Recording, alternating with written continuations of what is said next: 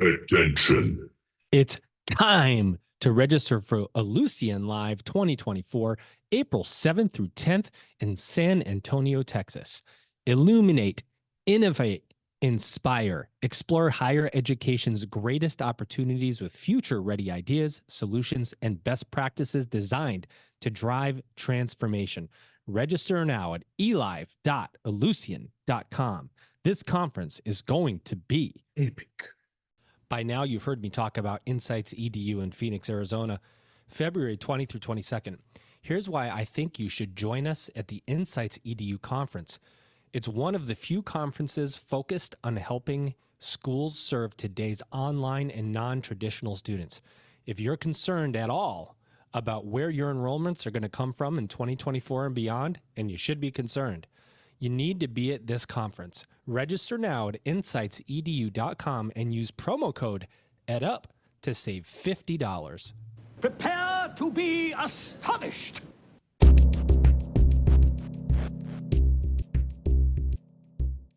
Welcome back, everybody. It's your time to EdUp on the EdUp Experience podcast, where we make education your business. This is Dr. Joe Salustio back with you again and again and again. Who could believe that 4 years ago, as you guys listen to this episode, it'll probably be in January of 2024, close to our 4-year anniversary of this podcast, nearly 800 episodes, 360 plus thousand downloads. Most importantly, bringing you amazing people in and around higher education for us to know, connect with, learn from, and really celebrate the work. That's what this is all about, and why higher ed, I believe, is so valuable, because you can impact so many people's lives in a positive way. And we've got an amazing guest with us today who's doing that in a way that will be very unique to this podcast. He will be the first person that's doing what he's doing that we will have had on this podcast. And you'll know what I'm talking about in a minute, even though it sounds like I don't know what I'm talking about. But before I get to him, I want to bring my guest host to bring him in. You've heard him before. He is my VP of Strategy and Innovation. I think he's everybody's VP of Strategy and Innovation. He is the one and only Rob Westervelt, and he is the VP of Strategy and Innovation at Lindenwood University. Rob, welcome back to EdUp. Thanks, Joe. Good to be back. And you're on vacation, ish, and you're calling in on a phone in an echoey room, which I would advise you not to be on a phone or in an echoey room, but we're going to make it work. Sounds good. All right. Okay, guys, let's get our esteemed guest in here right now and get right to the conversation. Ladies and gentlemen, here he is. He is the one and only Chase Griffin. He is a quarterback at UCLA, and he is a 2-time NIL Male Athlete of the Year award winner. Chase, welcome to an EdUp Experience microphone. How are you? I'm doing well, Joe, Rob. Thank you for having me. Man, you know what? This is so exciting to have this conversation, because I don't think a lot of people really understand the world of NIL and what it means and how it works and all the bits and pieces. But before we go there to the technical parts, tell us about you. You're at UCLA. You're playing football. How long you been there? How long you going to be there? Give us a little bit of background on Chase. Perfect. So I was born at UCLA Santa Monica Hospital, and then grew up in Austin, Texas, in a town called Round Rock. Ended up going to Hutto High School and starting there for 3 years. My senior year, I was a Gatorade Player of the Year, Ford Player of the Year, and had won a couple other branded awards. So when I got to UCLA, I'd come in with some experience working with brands and representing a town larger than myself. And I wanted to make the most out of the UCLA network. A lot of my early offers were Ivy League, and I felt like if I was passing on Harvard for UCLA because of certain football opportunities, that I had to eliminate the opportunity cost by maximizing the network in LA. And I felt like I tapped into that before NIL. I got to UCLA in 2019. And once I had built out that network and then on and off the field, I was excelling. I had a good name and a good reputation and some experience on camera and some brand work that made me attractive to brands once name, image, and likeness became passed. Amazing. You name, image, and likeness. So you were really building your own personal brand before NIL kind of formalized itself. Was NIL for you on the horizon, and you thought, you know what, I'm going to build my personal brand, and maybe at some point I can leverage that? Or was this something you were just passionate about community and helping community before that even took place? I think building my own brand and building a good name was something that I'd really learned to do as a child. I've been blessed to get media for a long time. When I was 13, there's an ESPN article that labeled me the quarterback most likely to succeed. And I didn't really see that as pressure. I just saw that as a manifestation of me trying to do everything the right way, trying to excel the right way, and working hard to be good at whatever I applied to. Whether, at the time I was still playing the violin. My first sport was soccer. I've always been a beast in school. But whatever I put my mind towards, I made sure that I excelled in it. And I was blessed to, come from two parents who believed in me, who, both excelled in education and both have, graduate degrees. And college was never something that felt outside of an expectation. So once I got to college, I felt sort of an onus upon myself while I'm on scholarship, while I chose a school with a storied history like UCLA that I think rivals pretty much anyone, especially when it comes to the contributions of athletes and Black athletes to society and social progress. I felt like I had a golden opportunity to build my own name out. And it was sort of independent of NIL. But once NIL was here, I definitely was early to the party. Right. So, Rob, I'm going to pass it to you in a sec, but describe, Chase, what is NIL? Let's just pretend somebody's listening to this that's heard of it, athletes, NIL, but I don't know any athletes doing this. How would you explain name, image, and likeness for somebody that doesn't know what it is or doesn't understand it? So name, image, and likeness rights were originally owned and managed by the NCAA. And athletes, college athletes, while they were still NCAA athletes, could not monetize our name, image, and likeness. And what that meant was we weren't able to monetize for endorsements in some situations where if we were going to be given a job offer or a consulting gig because of our positioning as a college athlete, we would not be able to receive that offer. We were essentially barred from a large portion of college education, which is the business world. And we hear all these stories about athletes going broke, but we were literally banned from any type of business dealings while still in college. Yikes! Two cases that really opened the door for us. One, shout out EdUp.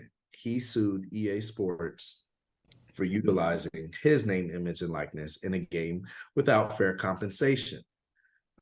This ended up being a case that he won and sort of set a trajectory for Alston versus NCAA. And Alston ended up being a 9-0 unanimous decision where the Supreme Court ruled against the NCAA and not only its restrictions on NIL rights, but the NCAA's business model as a whole.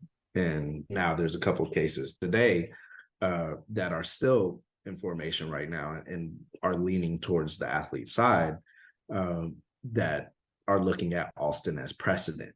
But Alston relinquished the NCAA's control over athletes' NIL rights and also stated that the NCAA's current model violated antitrust laws. Thank you for that summary. I think that's an important background as we get into what this means and how you've the word capitalize, but capitalize on your own name feels like a wrong way to say it. Like you just maybe getting what you're due for the work that you give. Rob, I'm going to pass it over to you though, because I know you have questions. Yeah. I'm a former NCAA athlete way back in the day. And I'm trying to imagine. Way back in the day. Way back. I actually went to UCLA football camp when Terry Donahue was the head coach. Oh, wow. Long time ago. But so I I'm just trying to imagine what it's like to be an athlete that as you're going to school, you have all these business considerations that are constantly going through your head, I imagine. And then also you have the transfer portal. And so I'm just curious from your perspective, what, and maybe you can describe for the audience, what is it like for athletes now in terms of trying to balance getting an education and sort of almost running a business while you're a student athlete? That's got to be a lot to handle. I think it is, but I think even before NIL, athletes have always had a lot to handle. We've been expected to hold very, very good academic standing. And there are folks who stay in the game for our academic standing, as well as now that there's Austin checks, we have, you know, the ability to profit off of doing well in school. But athletes have always had to do this, where we've managed school and then in season for football, you know, 50 and 60-hour work weeks, not to mention social lives outside of that. So the notion that it's an unruly burden on athletes to finally have the option to participate in business, I think is flawed, because there's nobody on college campuses better at managing time than college athletes. And that's not just a college thing. To even get to college, you had to be able to manage your sport in school and your extracurriculars in high school and middle school and so on. I think for me, finally, college is a truly cohesive education. My first 2 years, I was thinking about business, but I was thinking about it in the sense of after I'm done playing football at UCLA, after I'm done with school at UCLA, because I couldn't really participate in business the way that I am now prior to NIL. And that's an issue that I think a lot of athletes recognize once they graduate, and they realize that they had focuses that they weren't able to gain any experience on while they're in college. And NIL, I don't think is an advantage for athletes. I think it just levels the playing field between us and all of the other students on that campus who are meeting the folks they're going to start their business with, who are already running their own businesses, who are getting, you know, hours consulting, who are working at firms every single summer and getting called back. I see it as an opportunity to expand our minds and really explore all of the things that we have to offer value on while we're still in college. Tell them like it is. So just to follow up on that, I appreciate that.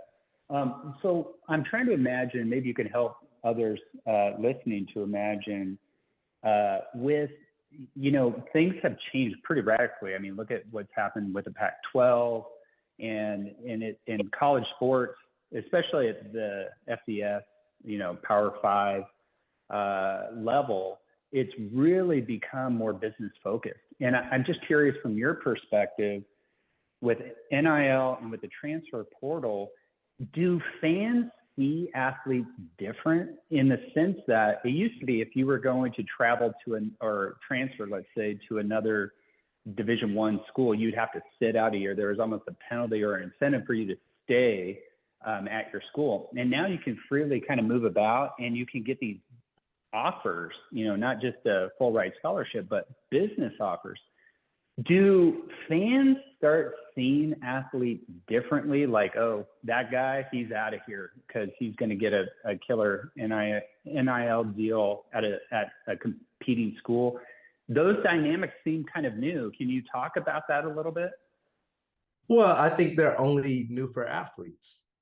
Every single other person in the college athletics landscape has been able to move around with free will. If a coach wants to take a different position the next year because they're paying more, they can get out of their contract and leave. If an AD wants to take a job at a bigger school, they can do that.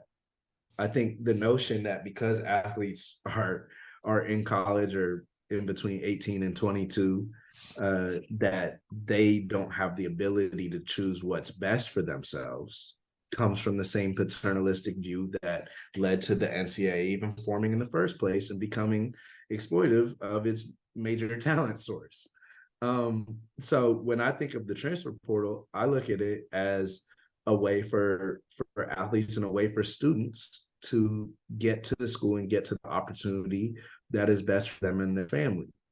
If it happens to be that there's another school that's willing to pay more, then I'd liken it to the workplace, where if there's a job offer that's offering to pay more, no one in that office would frown on you for taking that job offer. It would be a logical decision. The whole notion that athletes, while in college, have to pass on things, on opportunities that will better their lives and better set them up for the future, I think is not only ludicrous, but also, if you're in higher education and your entire life goal is to make sure that these students have the tools and have the resources and best opportunities to set them up for success in life, then you are lying to yourself if you're not supporting this. Is there a leverage factor to this, Chase? Like, by the way, it's a pretty powerful arguments that you're making, because it's like, yeah, what about all these other people that can do these things? And, you're almost penalizing your athletes. If I'm a regular transfer student, I'm not a non-athlete transfer student, and I decide I'm going to transfer, and that school I'm transferring to offers me a better scholarship, I can take it, and I don't have to sit out my academics for a year. I start right away, right? So I think that we've tend, to your point, the system has been created over time to look at athletes differently. But general students can move around freely without any kind of penalty, right? So you make a good point. Does it give you leverage, you meaning the athlete, where, because those penalties don't exist, you're looking for certain treatment from the university you're at, right? Because one of the complaints that we hear from administrators or from coaches, and you read, is, well, how am I supposed to forecast? How am I supposed to win if all of my players at the portal? How am I supposed to track how many athletes I have if I lose half my team to the portal? And is the answer, well, treat them better, create better support systems? I mean, is there as a leverage change? You know what I'm asking? Yeah, I think the leverage change is just any equity for athletes is a leverage change. That's sort of what NIL showed. Like, NIL was really just the freedom to work. And there's a whole industry created around that. We're still moving towards true equity, which is pay for play and revenue share through the media rights. So that's a whole, that's really the realization of college athletes getting equity in the space. I think when it comes to being attractive for transfers or making sure your athletes don't transfer, is like, be a good spot to be at. If there's another school that offers more services, that offers more resources, they are better suited for that college athlete than your school. And I think the entire job as an administrator is to be able to provide the best opportunity and best resources and best home base for any student. And I think that's not only incentivizes folks to do better at their job for the athletic department, but it incentivizes folks to do better for their job for the entire university. And universities with good names will continue to get better, and universities that take pride in this will end up winning more games. One more, Rob, then I'll pass it back to you. I want to talk about your 2-time award for being the NIL Male Athlete of the Year. How does this happen? First of all, it's amazing. I had to go find it, and it's a new type of award, obviously, because the NIL is new. How did you win this? Were you just selected out? How did this all happen for you? So, I mean, I was nominated by 2 different organizations giving out the award. And so that was sort of that process as far as the nomination. But I think I'm really proud of it, just because I think it's a testament not only to the work that I've done, which I know I've done a lot of work, and family has been a huge support for me throughout that entire process, and the folks that I work with in the space, but also a huge testament to the brands that I've worked with. I take pride in making sure that I'm representing and represented by brands that I truly align with on core values. And I felt like that alignment was communicated through the authenticity and consistency of my branded content. And over time, I'm a competitor. So I want to make sure that when I put together some content, it's better than everybody else on that campaign, or it's better than everything else that brand has on their page at the moment. And I think it was a combination of my value system and aligning with brands that had quality core values and gave me the support and resources that I needed to do what I needed to do to attract viewers and attract engagement for their companies. And then also me being consistent in my content creation process. Victory! Love it, man. Rob.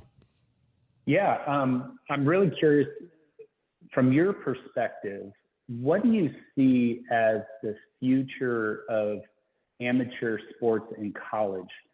Do you see, tell us what you envision the future being like. You've already given us sort of a glimpse into the sort of new status of the athlete building up equity, building their brand, building their business, and the like. So do you see the future of college sports being being professional, and are the amateurs just going to be pushed to the lower levels?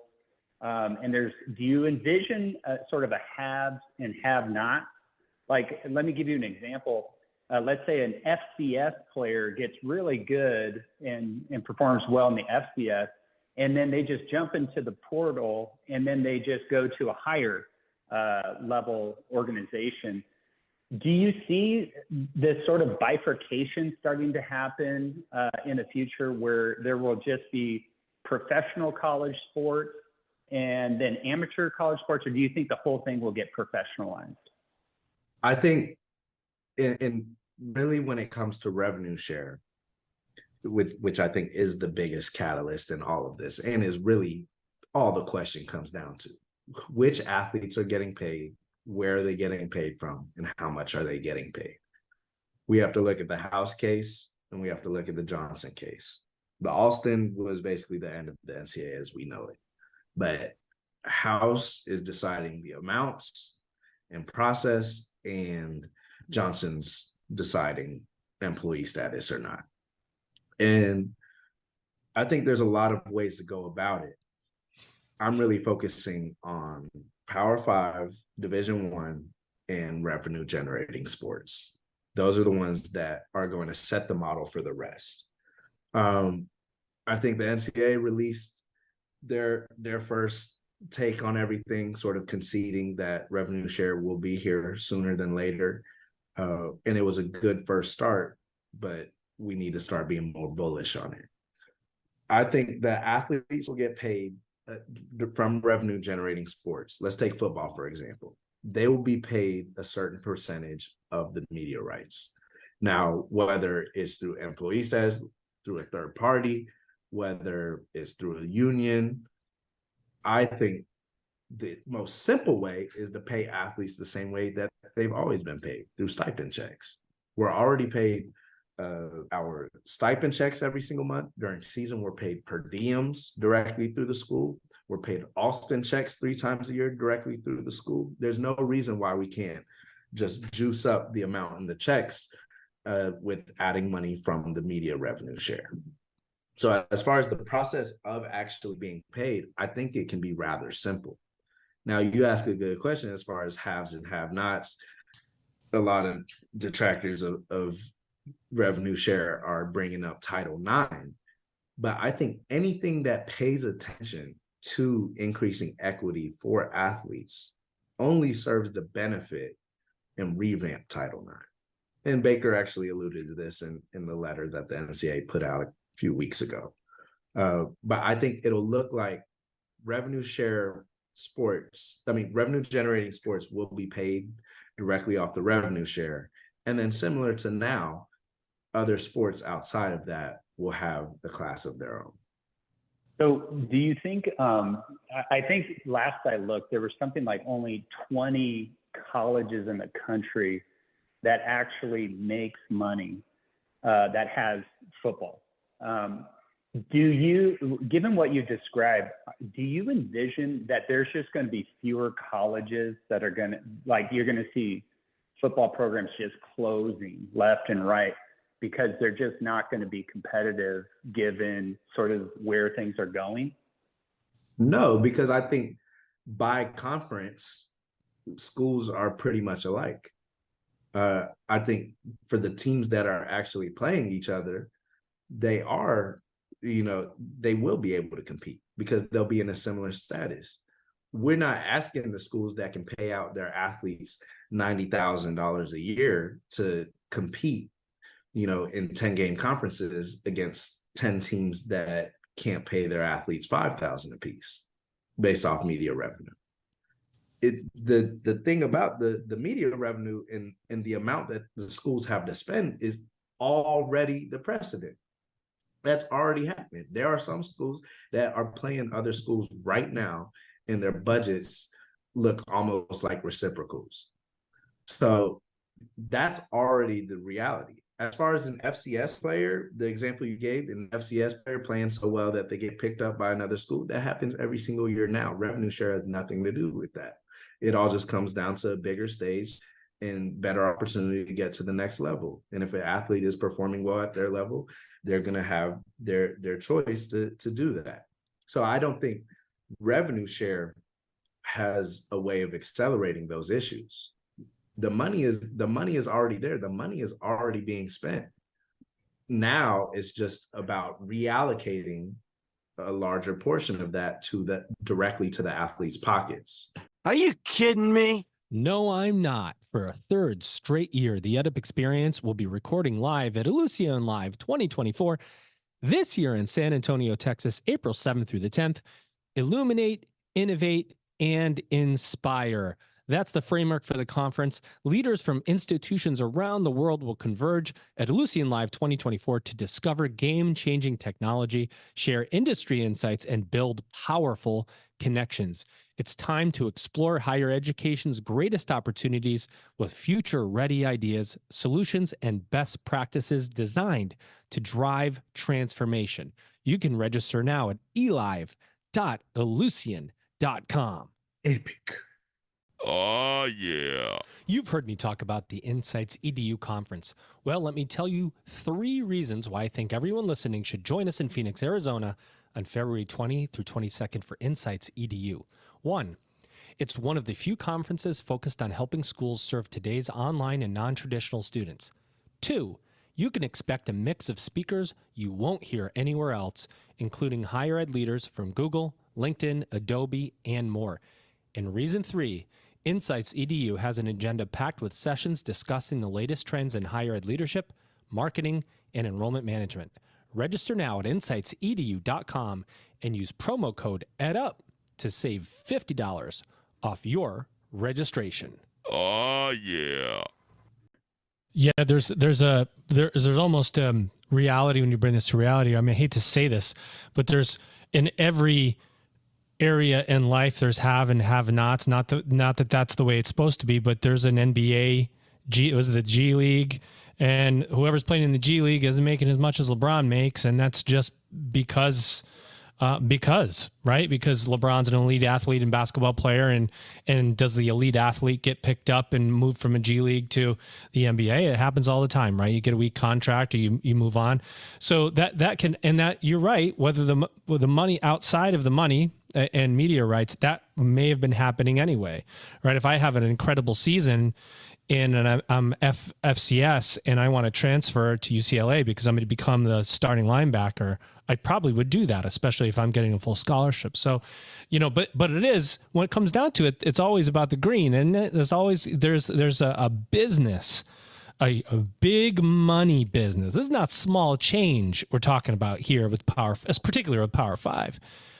Whose money is it, is the question, right? And at what point do you, and this is a general question, at what point does your product and those who operate your product, your athletes, at what point are they entitled to receive something? And that there's a lot of opinion around this still. Are there as many detractors here, Chase, as there is proponents? Or do you think people have come around to this idea now? Well, the public sentiment is in favor. And obviously the athlete sentiment is in favor. And the entire U.S. judicial system is in favor. So who's not in favor? Who's not in favor? The only one that's slow right now are some folks in Congress. And that's who, some folks in the NCAA are appealing to. But the conferences that get it are ready to go because they recognize if I'm the best conference in revenue share, then I can recruit whoever I want to recruit because my athletes are going to be making $15,000 more a year than that other conference. It makes conference alignments even more complicated if you think about it, right? Like UCLA just joined the ACC. Big Ten. Big Ten, sorry. UCLA and USC went to Big Ten, and then some of the other Stanford and Cal went to the ACC, right. And you start going, well, wait a minute, some of this makes sense, some of it doesn't. But then it's what brands follow too. What brands are following the athletes, and is there brand association that becomes part of this decision-making process for alignments? Yeah, I mean, I think it's partially brand and then partially who's in the leadership of those conferences. If there's folks who show that they have vision and they recognize that embracing equity for athletes is better than fighting the wheel, then they're going to be better positioned to be the conference for athletes. And as athletes get more agency and get more equity and have more experience, we'll be more knowledgeable. And folks in the recruiting process will understand, well, that conference is going to pay me this amount. That conference is going to pay me that amount and give me these services and make sure that I have these sort of guardrails in place so that I can, go about my NIL and go about my revenue share operations in peace. Then that makes that conference more appealing. And the schools that are able to align with conferences with that vision are going to benefit as far as recruiting, are going to benefit because they're going to get better media deals over time and are going to have athletes who are ready to help grow the pie alongside them. I hear that. Rob, back to you. Yeah, Chief, if you could speak to, let's say there's a college president out there and he's heard what you said, and let's say he or she is at a lower level FBS school with football or an FCS school with football, and they're kind of hearing what you're saying and they're going, we're already losing money on football, and anytime we get somebody good that we've invested in, they jump into the portal and go to a better school, and our team gets weaker and weaker, and we just spend money to lose. Give that president a reason to continue offering football. Well, I'd say the same reason to continue any sports at your school. There really is not a better, I think, advertiser for the school. And I use USC as an example a lot of the time for this, just because. I thought you can't say USC, UCLA. I think you can't even speak their name, right? Yeah, no. Listen to me on this one. The fact that SC and UCLA are even considered peers is ridiculous to me. Now I'm biased. I'm at UCLA, but the amount of history, world changers, lives saved, etc., that has come from UCLA to be compared to USC, I think, frankly, is really just because of USC's sports success. Now, there's a lot of great things that USC has, but their ability to utilize USC football over the years to market USC as a school that appeals people is amazing. And that's not just an isolated case to USC. It's something that Ohio State, Michigan, like these are schools that we think of that are great institutions, but their foremost face to the public has always been sports. And so I'd say for that athletic director, that president at the small FCS school, understanding that your return on investment isn't always in dollars. Sometimes sports are the biggest show of pride that schools have.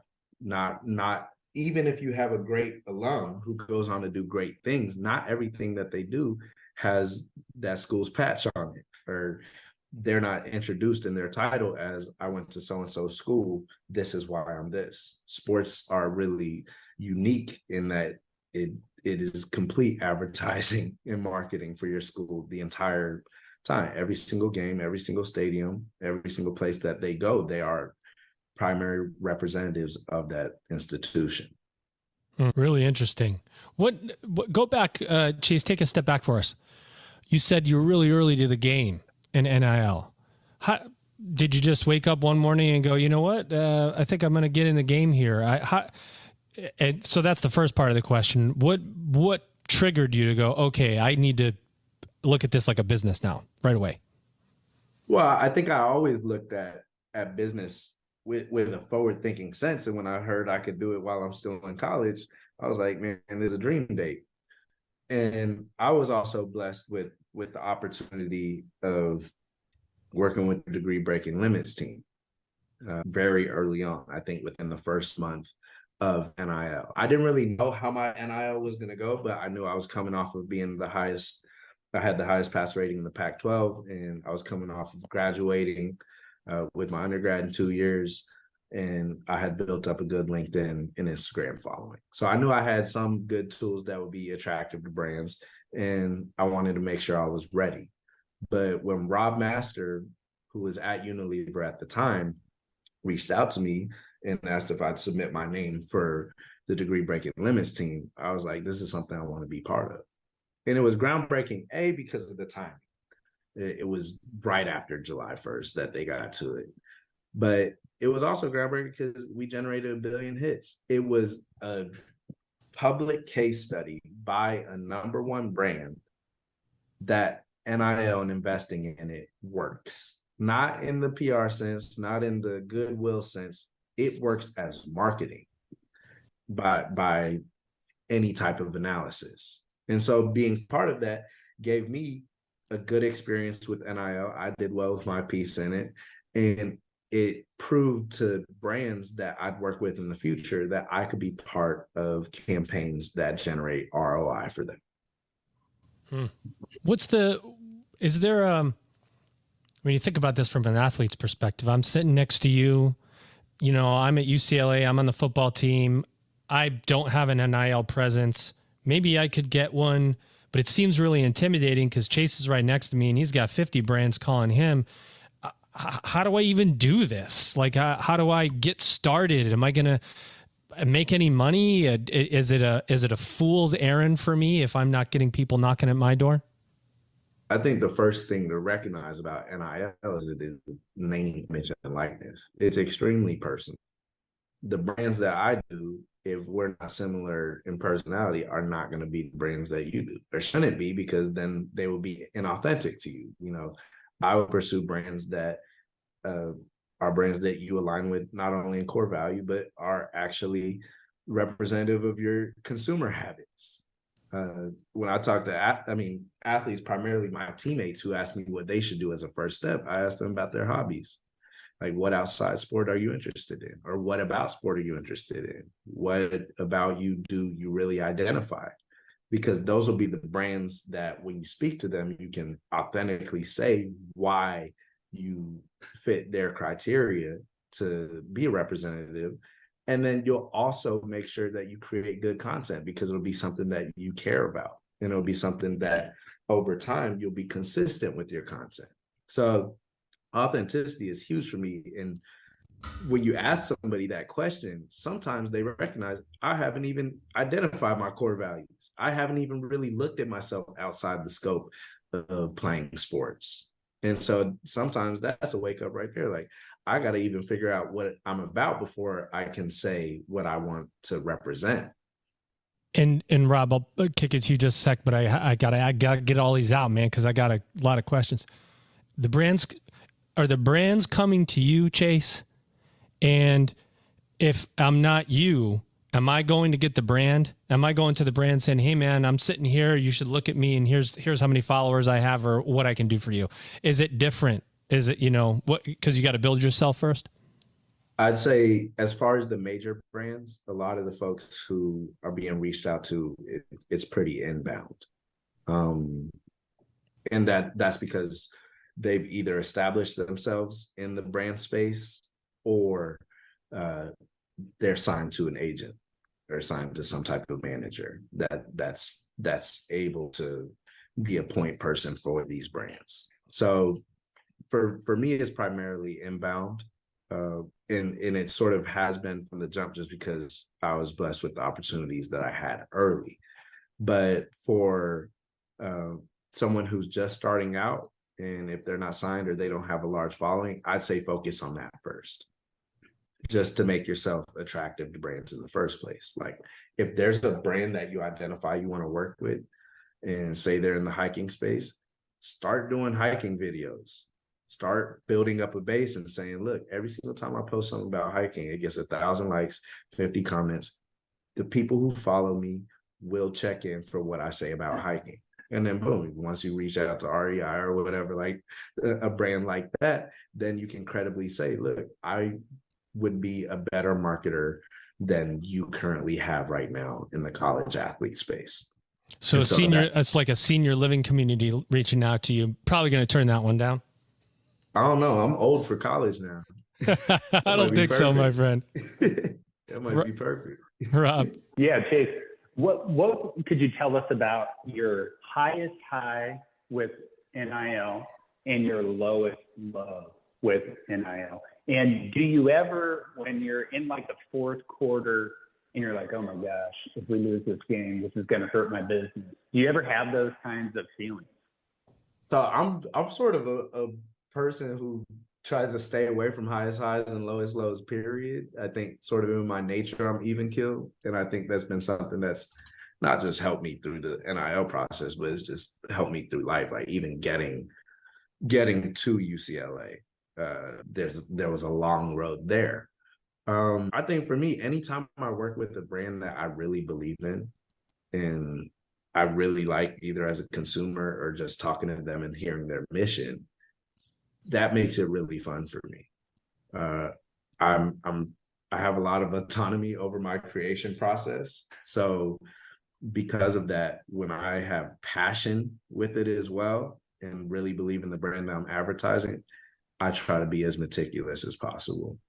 And I enjoy the production process, but when it's for a brand that I really believe in or really use a lot, and I think my followers will really align with, it just makes it a little bit more rewarding. As far as the lowest low, I think I haven't really had a low, thank God.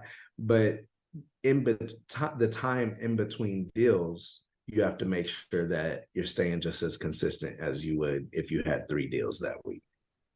And I think that's not really just a metaphor for, or that's not really just an approach for NIL, but that's an approach to business. There's going to be lulls. There's going to be times where people are checking, and then the next month they're not really checking for you at all. But if you're able to stay consistent, then the opportunities will keep on coming. That's a fact. That's a fact. I appreciate you sharing that. Do you, I'm just thinking about like my own college experience, hanging out with the guys, and you're a young guy, you're having fun. But you weren't very good, right, Rob? You weren't very good in your experience. No, I was terrible. But do you or have you been in situations where you're like, guys, I'd love to, but I've got some NIL deals right now, and I can't even be around this right now. Is that like a part of your process where you're like really having to check yourself because you've got NIL deals or deals you're trying to make? I think that's sort of just been how I've always operated. And I think that's part of the reason why early on in NIL I did well, because I was always, I have big dreams for myself, way bigger than anything I've even ever come close to achieving at this point in my life. God willing, I'm nowhere near being capped at 23. So, literally from the jump, if I didn't align with somebody as far as morals or values, or I felt like they were doing something where if I was seen doing that with them, even I would feel out of place, then there's no reason for me to be there. So I'd say not just for NIL, but just for life, aligning with folks who were doing similar things to me has always put me in better positions than I think not having conviction on that would have. The part about that's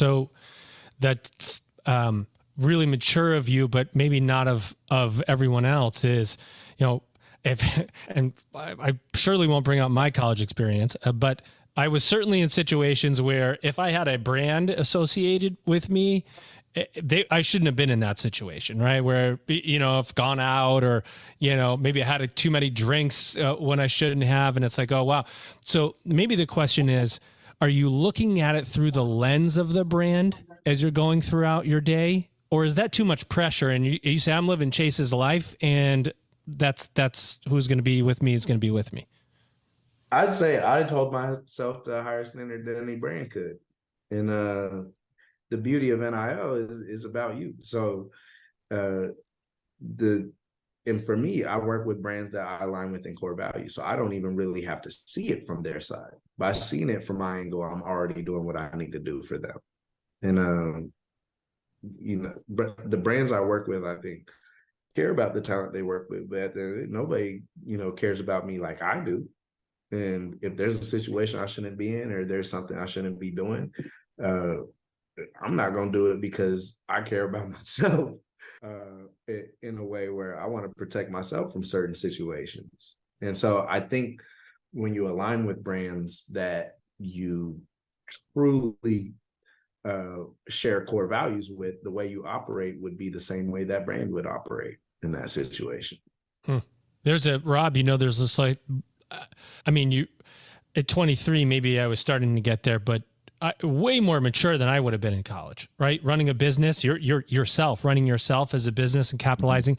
There's no way I would have been able to do that. Maybe there's athletes that would have been able to do it back then. I say back then, but I'm only 25, so just a couple of years ago.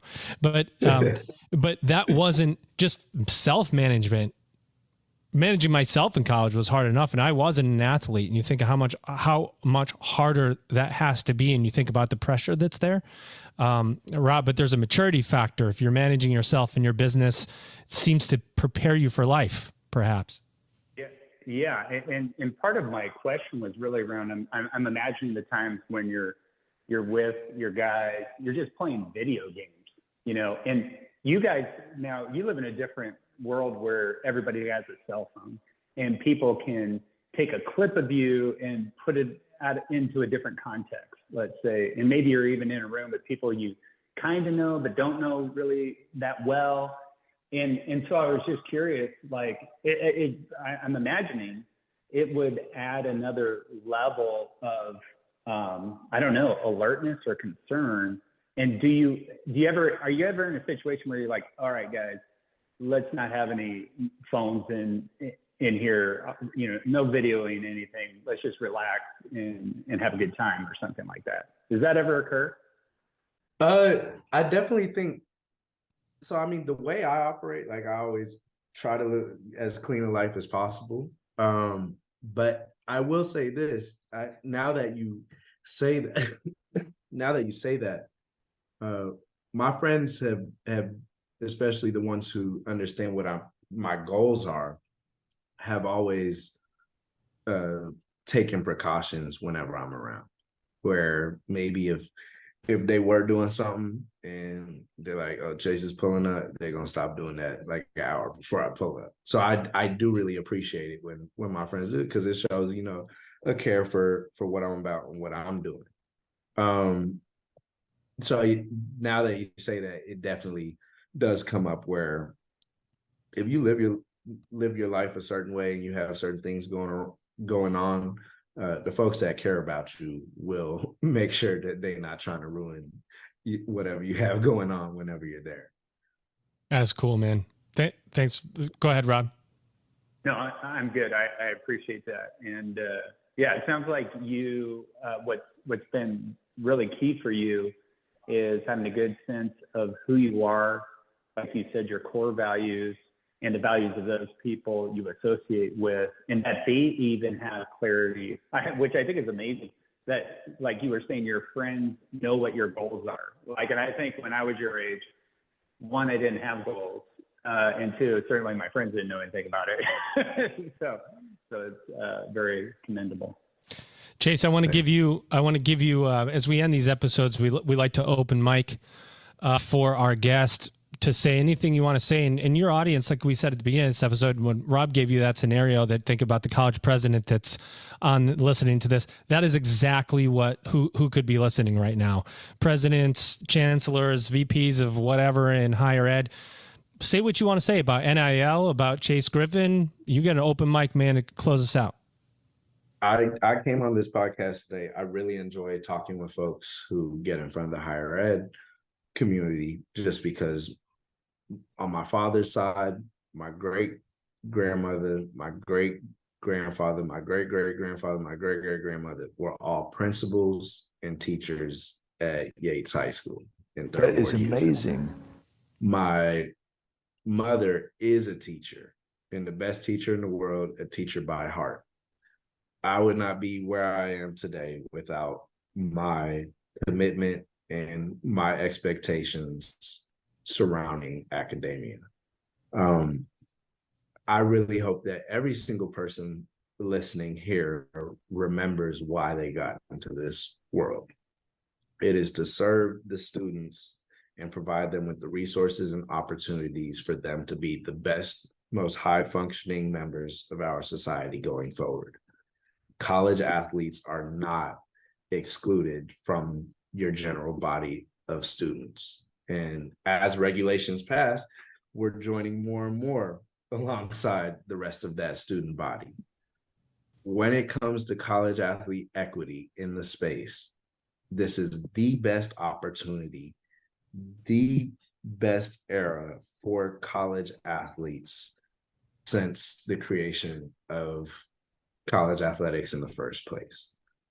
Anyone who stays true to why they got into this field will be in favor of anything that is in favor of your college athletes, because it is in favor of your college students. What's next for Chase Griffin when you get your last year of eligibility in, starting an NIL consulting company, going to be in DC, manipulating policy for the benefit of athletes? You must have some idea of what you're going to do with all this power, frankly, that you've amassed. So some of my interests outside football are music. I'm a producer, so I have actually some sessions coming up this winter where I'll be traveling to do music with artists and producers. And then I'm continuing crossing over from branded content, both on the production and talent side, over to more traditional long form content. So hosting, producing TV and film. And then probably the coolest thing that I'm doing at the moment is I'm a fellow at the UC Investment Office.